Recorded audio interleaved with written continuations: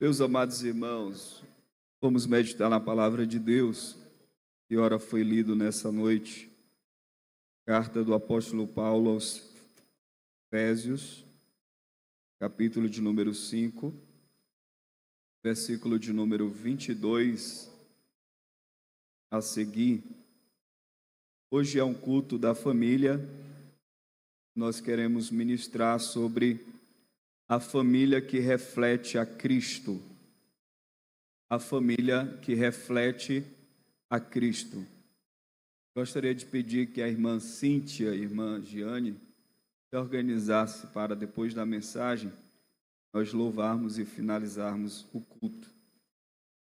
Meus irmãos, capítulo de número 5, versículo 22 a seguir diz assim: Vós mulheres, sujeitai-vos a vosso marido como ao Senhor, porque o marido é a cabeça da mulher, como também Cristo é a cabeça da igreja, sendo ele próprio o Salvador do corpo. De certo que assim como a igreja está sujeita a Cristo, assim também as mulheres sejam em tudo sujeitas ao seu marido. Vós, maridos, amai vossa mulher, como também Cristo amou a igreja, e a si mesmo se entregou por ela, para santificar, purificando-a com a lavagem da água pela palavra, para apresentar a si mesmo igreja gloriosa, sem mácula, nem ruga, nem coisa semelhante, mas santa e irrepreensível. Meus amados irmãos, como eu citei, eu quero ministrar sobre a família que reflete a Cristo.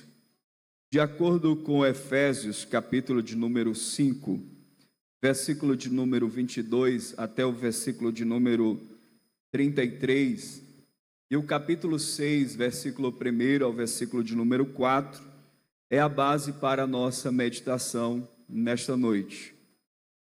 Quem deseja ter uma família que se parece com a família de Adão? Levante a mão. Conseguem se lembrar da família de Adão? Quem deseja ter uma família ressignificada e que reflete a Cristo? Levante a mão. Glória a Deus. Nesta noite nós iremos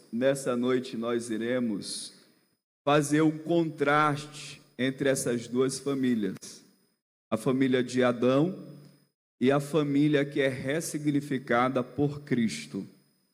A queda de Adão e Eva, irmãos, sobre o peso do pecado, rompeu o padrão de Deus para a família. O reflexo dessa desordem, meus amados irmãos, ainda é visível às famílias de hoje. Nós vivemos em dias em que a orfandade está em alta e que as famílias estão desestruturadas e que as famílias vivem dias maus. Nós percebemos que, embora a queda tenha corrompido o lar, em Cristo a restauração é possível. Só para você me ajudar, olhe aí para a pessoa que está ao seu lado, uma irmã ou irmão, e diga: minha irmã, embora a queda trouxe grandes prejuízos para as famílias, a restauração em Cristo é possível. Jesus, ele é a restauração para a nossa família. Em Efésios 5, 22 e o capítulo 6, 1 ao 4, revela, irmãos, o modelo divino para uma família que reflete a imagem de Cristo. Deus deseja restaurar o propósito inicial para o lar e para a liderança familiar. Tudo que Deus projetou para a família em Adão, mas que por causa do pecado trouxe um novo norte, ou destruição, ou caos, ele, através de Cristo, vai cumprir na minha família e na sua família, se você viver de acordo com a palavra de Deus. Então, meus irmãos, eu quero, no sermão, falar sobre o papel da esposa, papel do esposo e o papel dos pais. Eu gostaria de falar sobre o papel dos filhos, mas eu luto por conta do relógio, e aí eu deixei só 3 pontos específicos. Então, o papel da esposa, vejamos o contraste entre desobediência, desordem e submissão piedosa. Nós observamos que na família de Adão, Eva, sem a direção de Adão, assumiu a liderança desobedecendo a Deus e caindo no engano. A Bíblia diz que a mulher deveria ser submissa ao esposo, mas Eva, tomando de uma autonomia e de uma liderança, tomando de uma autonomia, de um papel que não era dela e que era de Adão, ela começou a desobedecer a ordem de Deus. Uma das coisas, quando nós estudamos sobre Eva, é que ela estava no lugar que não devia estar, ela estava ouvindo o que não devia ouvir, e ela estava vendo o que não devia ver. Os olhos, os ouvidos e os pés de Eva fez com que ela estivesse no lugar vulnerável. E um conselho para todas as irmãs, mulheres que aqui estão: muita prudência naquilo que você ouve, naquilo que você vê e onde você está. Porque muitos lugares, por mais que você se ache suficiente, são lugares perigosos, são lugares desafiadores, que vêm de encontro aos seus princípios morais. A pergunta é: mulheres, o que vocês ouvem tem glorificado a Deus? Cuidado, né? O que vocês veem tem glorificado a Deus? E onde vocês estão, glorifica a Deus? Nós observamos que Eva, ela saiu, ela tomou uma direção. E aqui, meus irmãos, nós percebemos que a falta de submissão e a busca por autonomia trouxeram a desordem e o caos. Eu reitero, todas as mulheres devem buscar autonomia. Autonomia em que sentido, pastor? Autonomia em construir os seus sonhos, os seus projetos. Você não está subjugada ao seu esposo, ao seu marido. Mas aqui a ideia de autonomia que eu cito de Eva é uma autonomia de competição com o esposo. É uma autonomia que gera desobediência àquele que você escolheu para viver com você.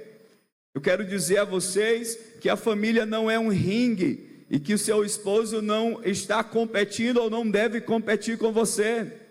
Deve haver sim uma autonomia de você. Hoje em dia, meus amados irmãos, as coisas estão bem diferentes, como antigamente. Antigamente somente o homem trabalhava, hoje a mulher também trabalha, e eu digo não no sentido de trabalho fora, né? Porque a mulher trabalhava, mas no sentido de trabalho doméstico.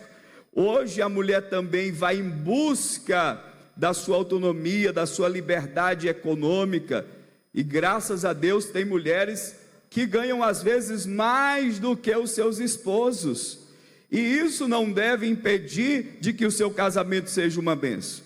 Atualmente não, mas houve um momento que a minha esposa ganhava praticamente o dobro do que eu ganho, mas isso não impedia de sermos um casal abençoado. Meus irmãos, não fiquem tristes se as vossas esposas ganham mais do que vocês. Isso é maravilhoso, desde que ela não tenha uma autonomia de lhe subjugar, de colocar debaixo dos pés dela. Mas se os dois estiverem numa mesma direção, no mesmo propósito, na mutualidade, assim serão uma bênção para a glória de Deus. Louvado seja o nome do Senhor. João Calvino disse: quando a ordem de Deus é desprezada, a ruína é inevitável. nós observamos que Eva tomou atitudes que era para ser tomada por Adão.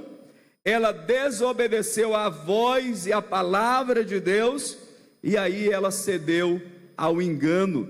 E com isso, meus amados irmãos, a ordem de Deus foi desprezada e a ruína é inevitável. O conselho de Deus para você é: você quer ser abençoado? Pois obedeça a ordem de Deus. Obedeça a palavra de Deus.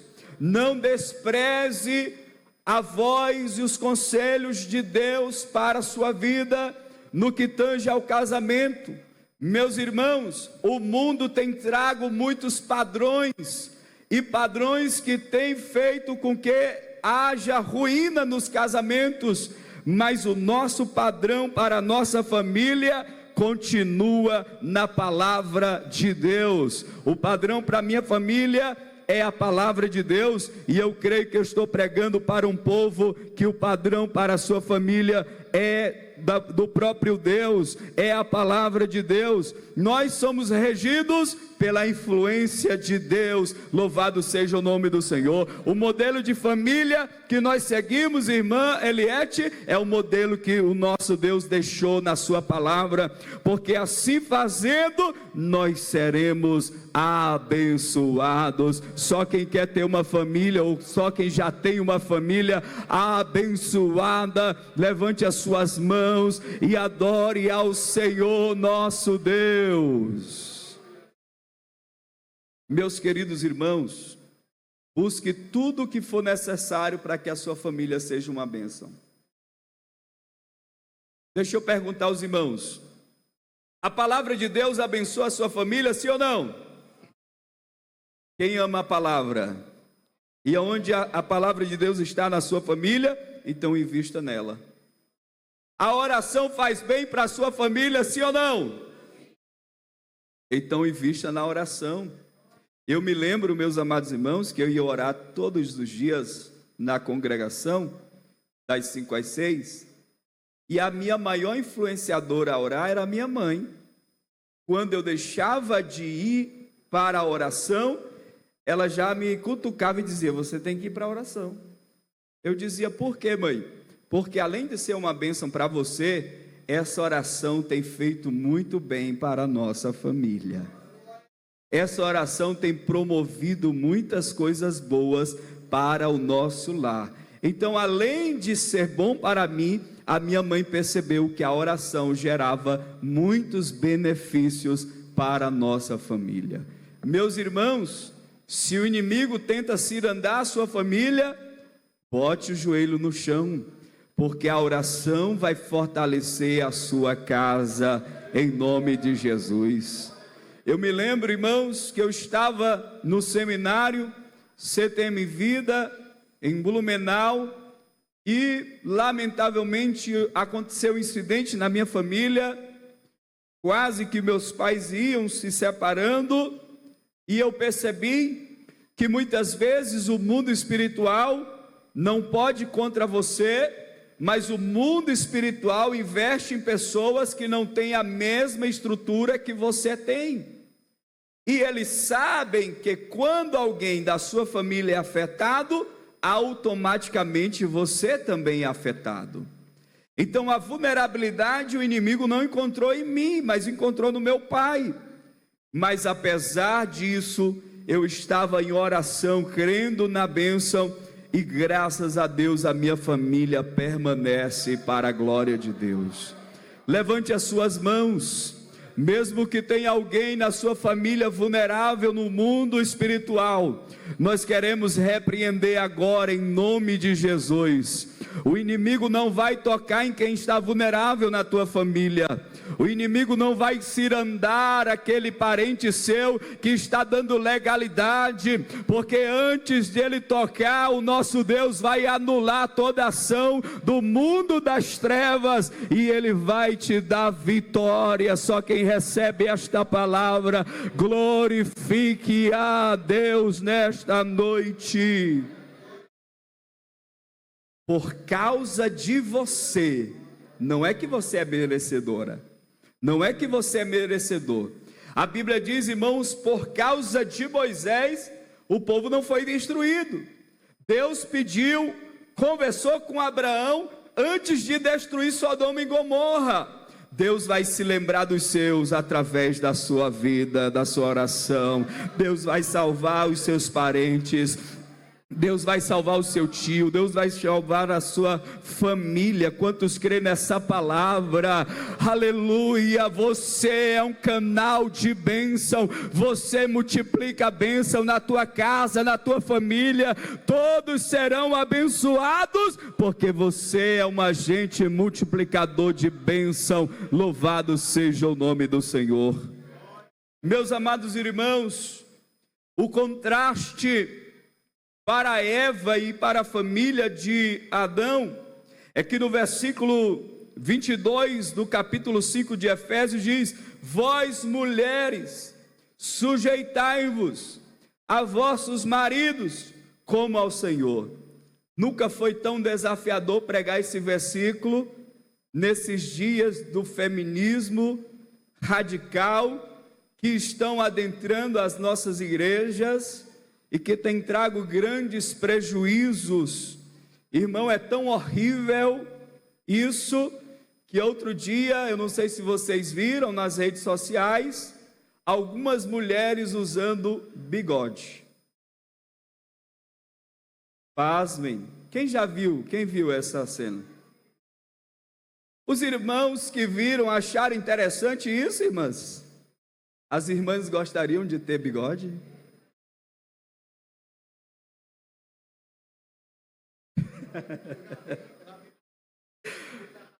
Então, graças a Deus, o feminismo não vai ter vez aqui, né? As irmãs não querem usar bigode. Mas elas estavam se utilizando disso para competitividade contra o próprio homem. Eu quero dizer às irmãs que vocês foram chamados à feminilidade, louvado seja o nome do Senhor. E nós fomos chamados, queridos obreiros, nós somos chamados à masculinidade e não ao machismo, porque o que tem de homem machistas não é de brincadeira. Eu não sei se para os irmãos é algum problema lavar uma louça, mas de vez em quando eu lavo uma louça lá em casa, lavo o banheiro, faço algumas atividades. Aqui, meus irmãos, não tem, mas teve uma congregação que o irmão pregou e o dirigente foi desfazer tudo que o irmão pregava ou que o irmão pregou, porque existem muitas pessoas machistas, mas nós não somos chamados para esses extremos, meus amados irmãos. E aí, esse versículo, ele quer dizer, essa palavra sujeitai-vos, vem do grego, e denota uma atitude voluntária de respeito e cooperação. Não é você, mulher, ser submissa ao esposo como uma escrava. A submissão que Paulo está falando é voluntária. Pastor Raposo costuma contar a história de uma juíza que é muito respeitadíssima, mas quando chega em casa ela vai fazer a comida para o esposo. Ela organiza a casa. Ou seja, o cargo elevado dela não impede dela fazer o papel de mulher e de esposa em casa. Independente da sua função, do seu grau de posição financeiro, profissional, há um papel de mulher para você e há um papel de homem para nós. E essa submissão não tem a ver com escravidão, mas tem a ver com voluntariedade, tem a ver com cooperação, tem a ver com respeito, tem a ver com mutualidade. A submissão é uma resposta à autoridade ordenada por Deus, motivada pelo amor e fé em Cristo. Agora deixa eu dizer uma coisa, eu queria até que as irmãs gritassem aqui ou conclamassem a submissão aqui ao marido que se parece com Cristo. Vocês gostaram, mulheres? Porque a submissão para um marido que não se parece com Cristo, a balança vai pesar mais para um lado. Porque quem se parece com Cristo não vai querer oprimir a esposa, nem psicologicamente com palavras e nem fisicamente com força. Amém? Amém ou não amém? A submissão aqui diz respeito a maridos que querem se parecer com Cristo e que há concordância entre eles. Louvado seja o nome do Senhor. John Stott diz: a submissão cristã é fruto da confiança no Deus soberano, não da inferioridade. A questão aqui, minhas queridas irmãs, é vocês não tomarem decisões sozinhas. E nem os maridos tomar suas decisões sozinhas. Chame a sua esposa, ela faz parte de um projeto lindo da parte de Deus. Se você for pintar a sua casa, pergunte para a sua esposa qual é a cor que ela gostaria de indicar. Não tome decisões e quando ela chega já está pintado lá. E se ela não gostar, o problema é dela, né? A submissão aqui tem que haver a concordância. Isso é que o Senhor Jesus nos ensina. Todos nós e todo o universo poderia ser subjugado por Deus para receber a salvação, mas a salvação é só para quem quer. Louvado seja o nome do Senhor. Assim é no casamento, todos devem entender a sua necessidade nos seus papéis e viver a palavra de Deus. Aleluia. Não é sobre o homem ser maior do que a mulher, e não é sobre a mulher ser maior do que o homem, porque todos foram criados para o mesmo propósito. Louvado seja o nome do Senhor.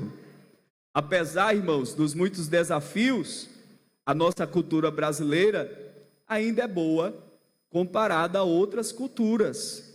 Eu me lembro que o pastor Emerson, missionário na África, ele sustentava e mobilizava missões, faleceu.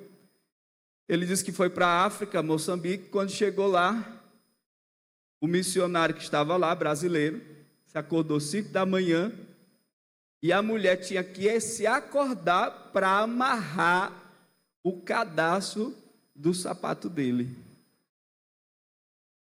Porque isso é cultural lá na África. Aí o pastor Emerson, as irmãs se acordariam? Se vocês fossem para a África, talvez vocês iam resistir, né? Mas as mulheres que ali moram, é normal fazer isto. Tem mulher que se não se acordar às 5 da manhã para fazer o café do esposo, o esposo vai trovejar, né? Glória a Deus. Aí o missionário olhou para ele, o pastor Emerson olhou para ele e disse: rapaz, tu te ajeita, rapaz. Como é que tu é brasileiro, a tua cultura é diferente, tu está querendo subjugar a tua esposa. Então a submissão, tu gostou, né, Nil? A submissão aqui não é sobre tornar o homem maior e nem tornar a mulher maior. Os dois são iguais e têm uma visão divina para a família. Meus irmãos, o papel do marido, nós vemos aqui em Adão a omissão e o amor sacrificial. Adão, ao invés de liderar espiritualmente, ele omitiu-se e culpou Eva pela queda. Gênesis 3:2 diz: a mulher que me deste por esposa, ela me deu da árvore e eu comi. Eu não sei onde foi que eu ouvi, eu acho que foi minha esposa pregando em Bom Lugar. Ela citou sobre os papéis trocados, né? Mas assim, irmão, a lâmpada queimou já faz 2 anos, viu? 2 anos. E faz 2 anos que a mulher está lembrando o esposo que ele precisa trocar a lâmpada. E faz 2 anos que ele disse que vai trocar e não trocou. Ela se zanga e troca. Ela se zanga e troca. Irmãos, o homem não pode se omitir dos seus papéis. Eu não sei se vocês já viram, mas tem um vídeo de um casal que foi roubado. O marido cai no chão e se esconde. E a mulher vai brigar com o ladrão. Será que isso é normal, irmãos? É normal o homem brigar com o ladrão ou a mulher brigar pelo esposo com o ladrão? Nos papéis que nós aprendemos, é o papel do homem ser o protetor. Adão, meus amados irmãos, ele se omitiu. E além disso, o texto mostra Adão transferindo a responsabilidade, quebrando a confiança e a unidade do casamento. Sua omissão abriu espaço para o pecado devastador da família. Adão culpa a Deus pela esposa que Deus deu para ele. Ele disse o que, irmãos? A mulher que me deste por esposa, ela me convenceu a comer do fruto também, e ambos nós pecamos. Deixa eu dizer para os homens, por mais que a mulher tenha um poder grandioso, viu, irmã? Mulheres têm um poder grandioso de convencer. Mulher tem uma capacidade de vender que, meu Deus, e de convencer. Pegue essa capacidade para o lado bom, irmãs. Use para o lado bom, né? Para o bem. Convença o seu esposo para o lado bom. E os esposos entendam que diante de Deus, o que compete a mim e a você, mesmo que a sua esposa te levou ao erro, você será responsabilizado, porque o papel não é da esposa, o papel é seu. O que Deus disse para Adão é: a responsabilidade de cuidar da tua esposa era tua, então não venha me culpar por causa de Eva, você se omitiu. Existem algumas omissões que geram problemáticas, meus irmãos. Matthew Henry, ele diz: o fracasso masculino na liderança é a porta de entrada para a corrupção no lar. Onde estão os homens?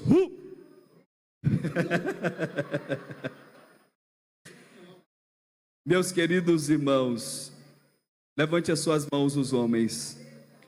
Eu creio na prosperidade da sua liderança, dentro da sua casa, no seu trabalho, na sua cidade. Se você crê, glorifique a Deus. Você não vai fracassar como homem de Deus. Deus vai te usar nos seus papéis, Deus vai te usar na tua casa. Você será um esposo abençoado, você será um pai abençoado, você vai ser um homem de bem dessa sociedade. Todos vão te honrar, porque é a honra de Deus sobre a sua vida. Quem crê nesta palavra, glorifique ao Senhor.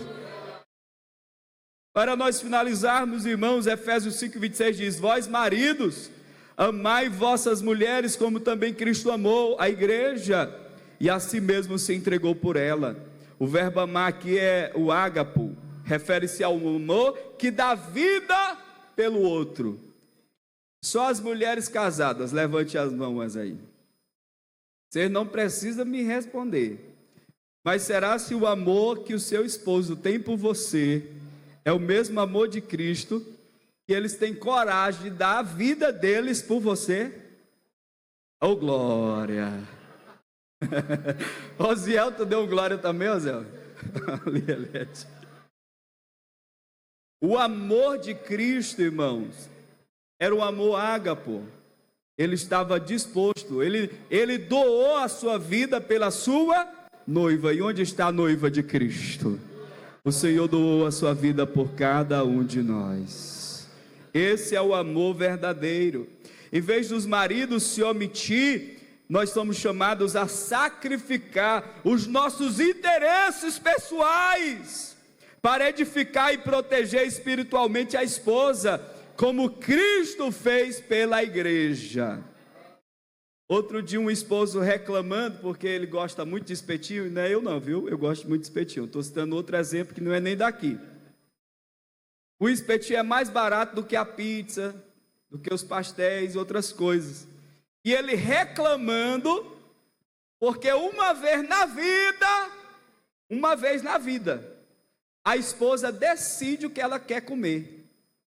Aí uma vez na vida, durante o ano, ela decidiu comer lá um pastel, e ele brigando com ela, porque ele queria comer o espetinho que todo dia ele come. Vocês estão entendendo? O amor de Cristo nos faz sacrificar os nossos interesses. Mesmo que eu não goste de hambúrguer, de vez em quando eu vou comer. Não, eu gosto de hambúrguer, mas não tanto quanto o espetinho, né? Mas de vez em quando eu vou comer lá um hambúrguer. Porque eu estou sacrificando os meus interesses para também validar os desejos da minha esposa, glória a Deus, porque isso gera benefícios para o casamento. Dietrich Bonhoeffer, ele diz: amar como Cristo é sofrer, é servir e sacrificar-se pelo bem do outro. Para concluirmos, irmãos, o papel dos pais, Efésios 6:4 fala, irmãos, da importância do papel do pai.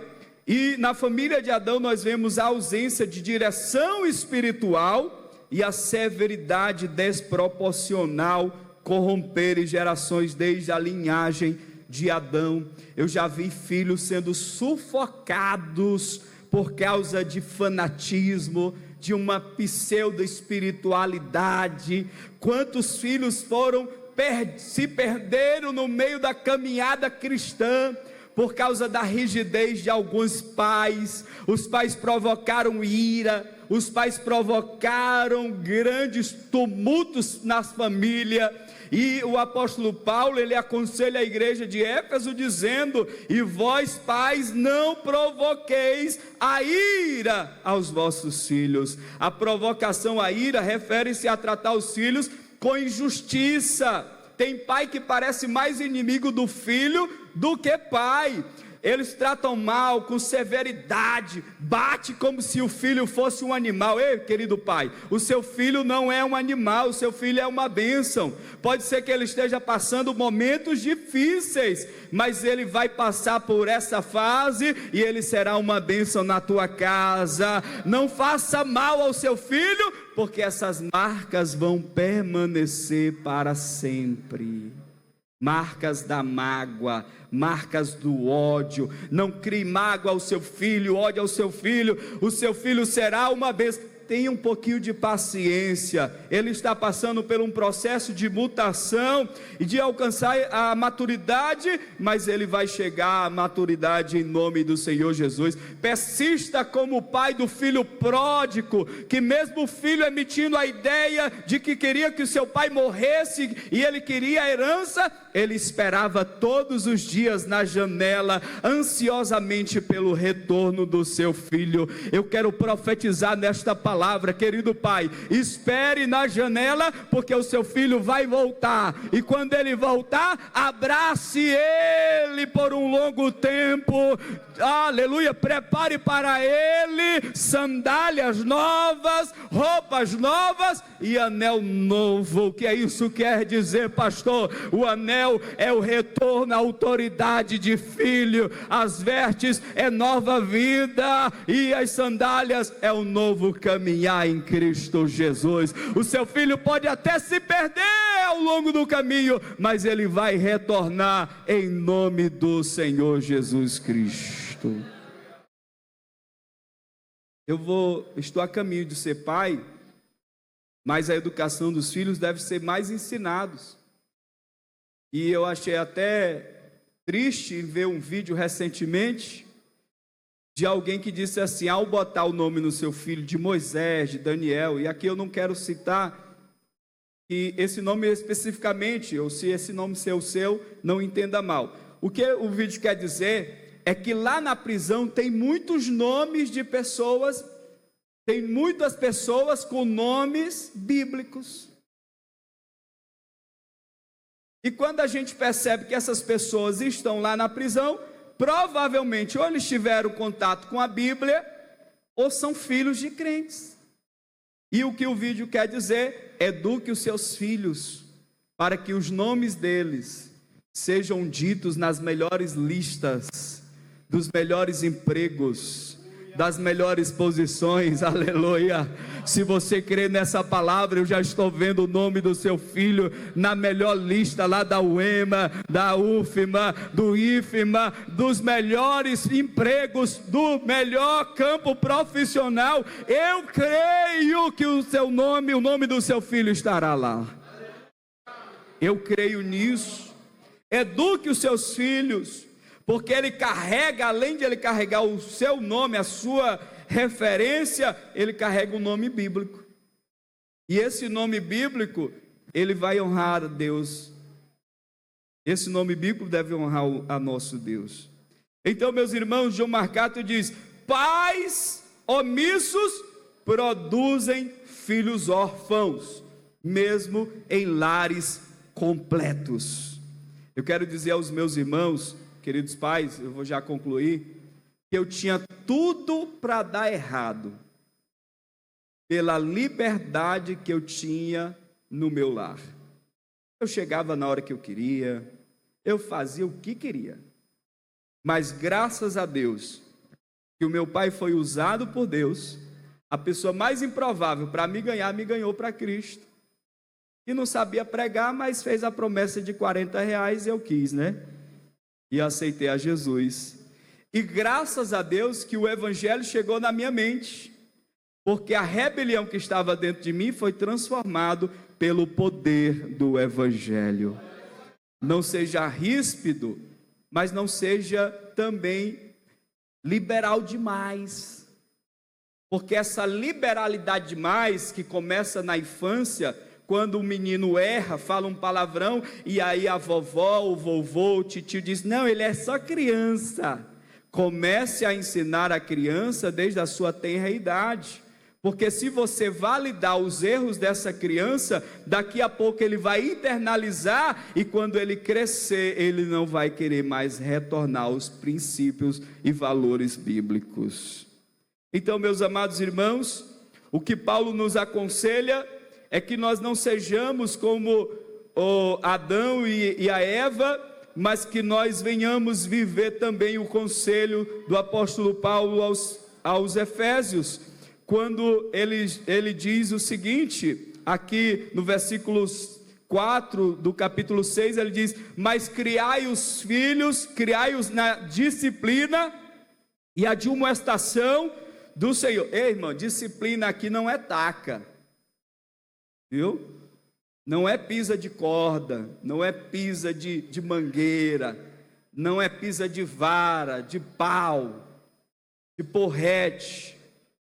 Não, meus irmãos, disciplina aqui significa treinamento moral e espiritual com amor e firmeza. Treinamento moral, ensinamento. Treinar o filho a ele entender e criar uma consciência do erro, porque fazendo assim você vai salvar a sua família. A admoestação aqui implica instruir, corrigir e apontar para o caminho da verdade, conforme a palavra de Deus. Eu creio que todos os pais que estão aqui são referência para os seus filhos.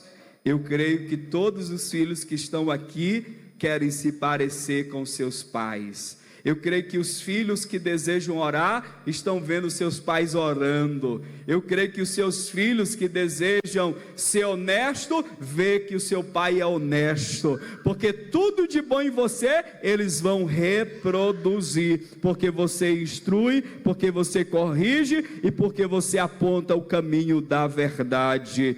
Jonatas Edwards, ele diz: criar filhos em Cristo é prepará-los para o céu, não apenas para a vida. Olha aí para o seu irmão que está ao lado, e não pergunte, mas veja se ele está criando os filhos para o céu. Porque criar os filhos para a terra, até os pais lá do mundo criam, né? Mas será se nós estamos criando os filhos para o céu? Não é a ideia do céu a morte em si, irmãos. É criar os filhos para a eternidade. Louvado seja o nome do Senhor. A história da família de Adão, eu já convido a irmã Cíntia e a irmã Giane para louvar. A história da família de Adão nos alerta para o que acontece quando ignoramos o padrão de Deus para a família. Em contrapartida, Efésios nos inspira a moldar nossos lares à imagem de Cristo, sendo sal e luz para essa geração. Qual é a aplicação que você faz, pastor? Sua família será apenas mais uma repetição da queda? um reflexo vivo do reino de Deus na terra. Levante as suas mãos, se você quer ter uma família que é um reflexo vivo do reino de Deus na terra, comece a viver a palavra de Deus, viva tudo isso que você ouviu nesta noite, seja obediente à palavra de Deus. Eu concluo dizendo aos irmãos que não é a ausência de problemas que define uma família cristã, mas é a presença constante de Cristo nela. Fique de pé, eu vou repetir novamente, e após mim você vai falar, para que você possa internalizar esta frase. Após mim diga: não é ausência, outra vez, não é ausência de problemas que define uma família cristã, mas a presença constante de Cristo nela. Se aproxime aí da sua família, enquanto as irmãs vão louvar ao Senhor Jesus, nós vamos orar pela sua família, aleluia. Mesmo diante dos problemas, das lutas, a presença de Jesus vai permanecer na sua casa, a sua família continuará sendo uma bênção, a sua família vai prosperar para a glória de Deus. Deus vai gerar grandes milagres na tua casa. Eu quero profetizar que haverá paz na tua família, eu quero profetizar que haverá prosperidade na tua casa, eu quero profetizar que os teus filhos não vão se desviar dos caminhos do Senhor.